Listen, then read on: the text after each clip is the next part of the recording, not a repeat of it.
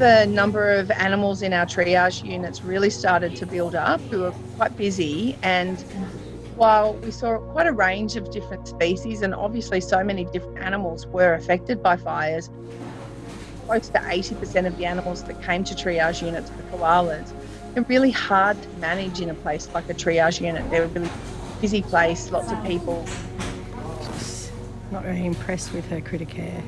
The best chance that we would have to get some of these animals back to the wild would be if we could take them back to the specialist vet hospitals that Zoos Victoria runs for wildlife.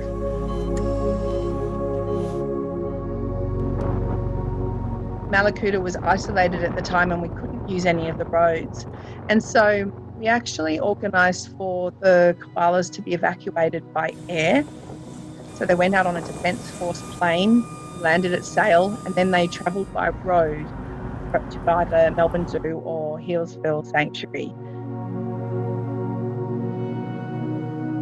But they all managed really well, and in general, by the time they arrived at the sanctuary or at Melbourne Zoo, we're pretty happy for a tasty meal of fresh leaves.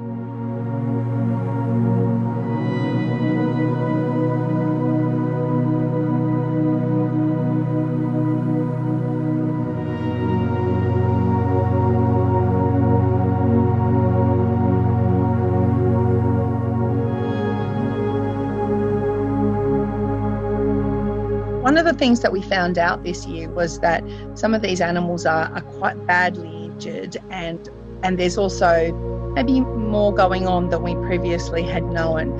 And the need to give some of these animals intensive veterinary care in specialised wildlife hospitals is so apparent to us now. If we're going to get more of these animals through situations like bushfires or other emergency events, we need to make sure that we have sufficient space in specialised wildlife hospitals. So in the future, we plan to expand the facilities we have available for cases like these at Zoos Victoria.